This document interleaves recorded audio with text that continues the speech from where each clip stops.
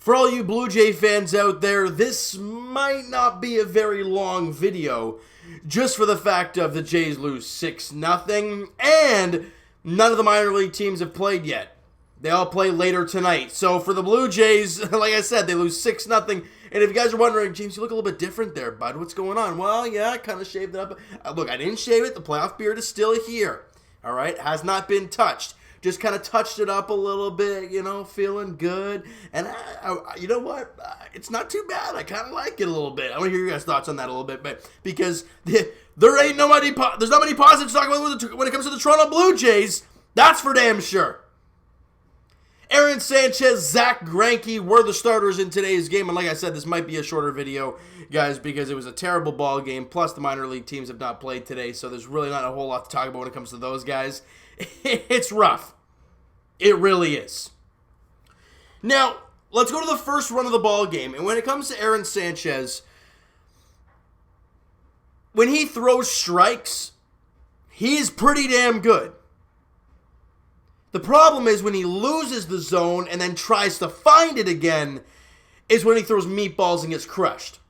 Go to the second inning, gets the first guy, gets David Peralta to ground out. And I'm like, all right, Sanchez has gone through the first four batters, no problem, good job. Then he walks Christian Walker. Then he gets a ground out, however, the runner moves up to second base. But now there's a runner at second. The walk is now at second base with two away, and Nick Ahmed singles to left field. That run comes in to score.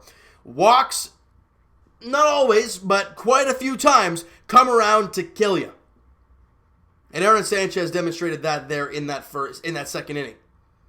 You go to the third inning, and the wheels just fall right off for Aaron Sanchez. Yeah, he gives up a single to Dyson to lead off the inning. I was going to say Sam Dyson. That's former Texas Rangers closer and Bautista bomb server, if you want to call it that.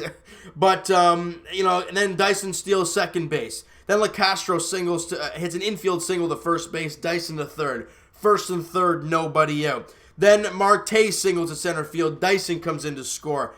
Then David Peralta doubles to right field, and LeCastro scores, Marte to third. And just like that, it's a 4-0 ball game. Sorry, it's a 3-0 ball game at that point. He strikes out Christian Walker then he walks Vargas. Then he gives up a sacrifice fly. Again, the walks pushing guys across to help runs cross. A lot of crosses going on there, but you know what? They were crossing home plate quite often in the ball game today. So for Aaron Sanchez, and you look at that, I think it was the infield single from LeCastro, he forgot to step on first base. As a pitcher covering, when the first baseman gets a ground ball, that pitcher's got to cover. He did, but he didn't touch first base. That's the second part of the play. Getting the ball, touching the damn base. Doesn't do so. It's the simple stuff that kills this Blue Jays team on a afternoon to afternoon basis, if you want to call it a weekend game. So with all that being said, and the singles and the walks and the sac flies and the Aaron Sanchez brain farts, it's a 4-0 ball game. He gives up 4 hits in a row before getting an out. You just can't let that happen. Or is it 4? 4 hits before getting an out in that third inning. You just can't do that. Now, in the 4th, 5th, and 6th, Aaron Sanchez wasn't too bad. Or was it the 6th inning where he gave up the solo shot? Sorry, in the 6th inning, he gave up a solo shot to Alex Avila. Now, I'm not going to blame Aaron for that, because that's a ball in the outer half that Avila just kind of meets barrel the ball, and it just wall scrapes down the left field line to the opposite field for Alex Avila. And it just clears the wall, just stays fair. It looked like a fly ball off the bat and just kept carrying. But in the end, Aaron Sanchez was not very good. 6 innings, he gave it 5 hits, 5 runs, walked 4. And 3 of those 4, well, I wouldn't say contributed to runs, but I think, or was it 3 of the 4 or 2 of the 4? Anyways, quite a few of them happened in the beginning, in that second inning, and in the third inning. The one that came home, the one that won the walk to Vargas that set up the sacrifice fly. Those are 2 walks in the first 3 innings. And yeah, he finds himself as the game goes along, but then he walks Crone in the 4th inning, and then where are we here? And he walked anybody in the 5th? No, the 5th, actually, he got the, no, where's the 5th? He walked two guys. Anyways, he must have walked. Did he walk somebody in the first? No, he walked somebody else. He walked two in the second inning, excuse me. The command for Aaron Sanchez is so off. And when that happens, it's a disaster. Now, for Aaron's sake, the offense has been absolutely abysmal. They only have 5 hits in the ball game. But they can't do anything with any of them.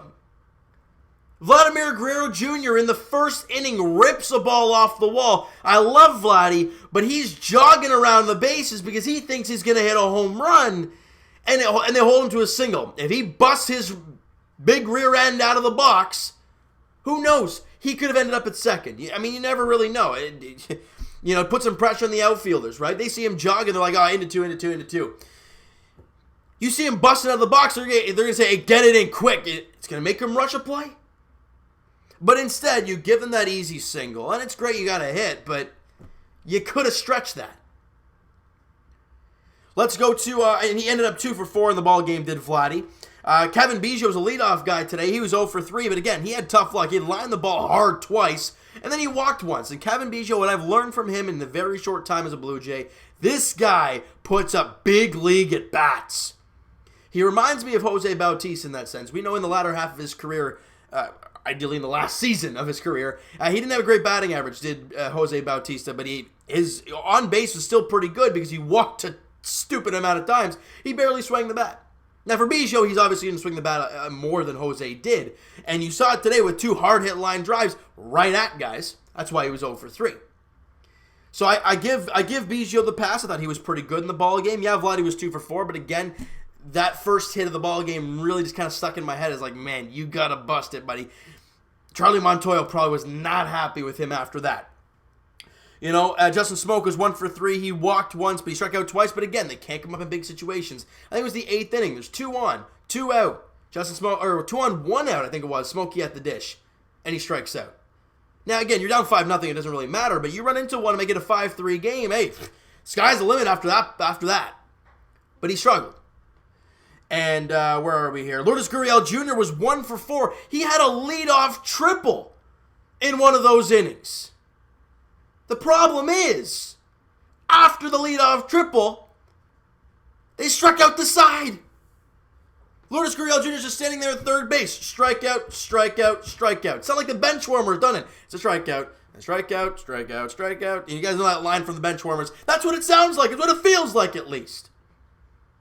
When you have a runner at third with less than 2 out, and when you have a guy there with 0 out, you gotta find a way. You gotta make contact at least. Put a ball in play. And they just couldn't. They just could not do it at all. Hernandez was 1 for 3, and that one hit that he did have was a really good at bat. I was really impressed with the way he did that. He battled hard against Zach Greinke and then pulled the ball into left field. Again, since Teoscar Hernandez has been here, I think he's played 3 games. He's hitting 3 games, and his batting average is now up to 197. Again, still very low, but got to see some progress from him, and I'm seeing great stuff. And the only other positive I can find from this game is Lourdes Gurriel Jr.'s ridiculously good catch in the outfield there. I think it was in the 8th inning, I think it was. Something along those lines.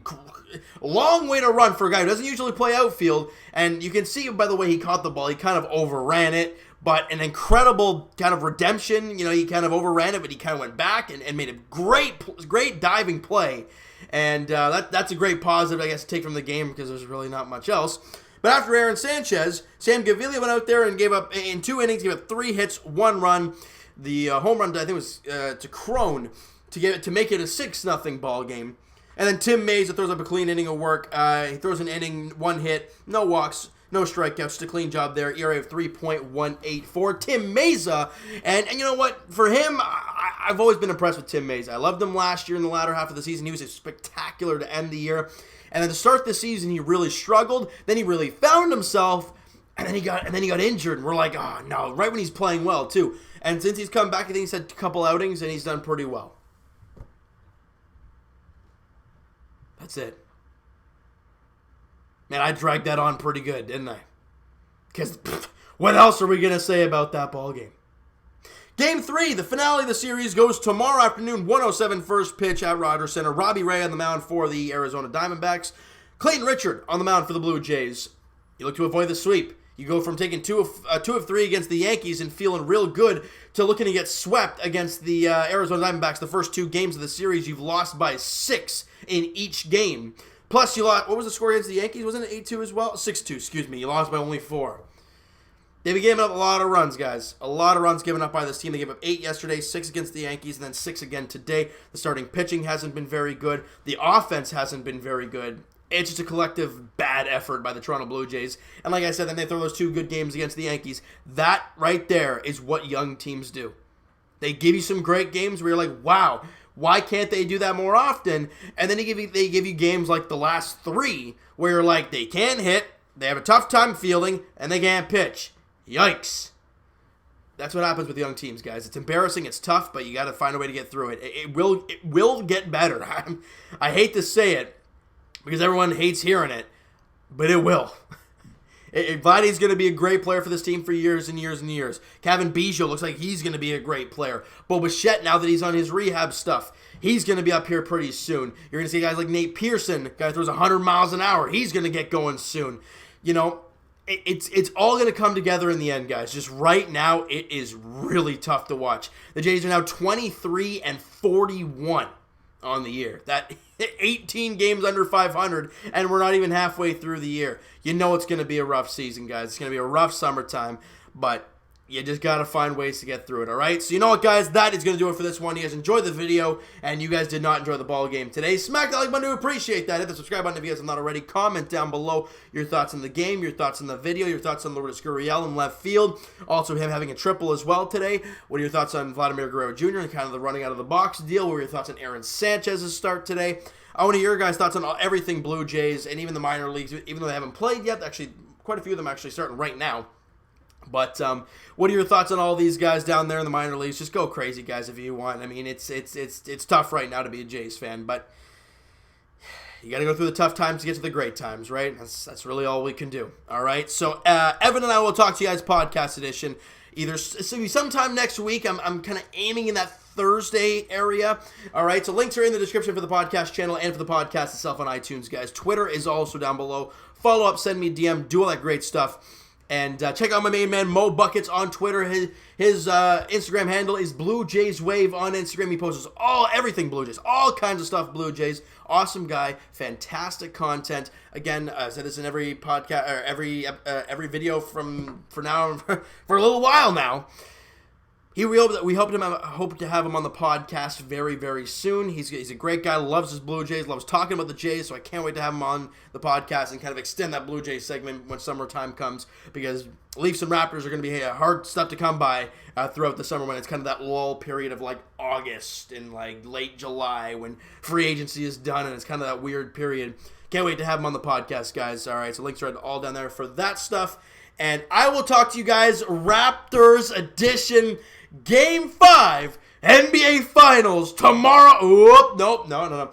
Monday night, 9 o'clock tip-off at Scotiabank Arena. I will be down there, I want to say in Maple Leaf Square, Jurassic Park. But I don't know if I'm going to be able to get in. I mean, I'm aiming to be down there about 5, 6 o'clock. It's like 3 or 4 hours before tip-off. But I don't even know if that's good enough at this point. So we're going to have to wait and see how that plays out. I will be down there, though, no matter what. All right, cheering on our Raptors in Game 5. And if they win that game, it's going to be a party downtown. It's going to be one heck of a time down there as the Raptors look to capture their first NBA championship.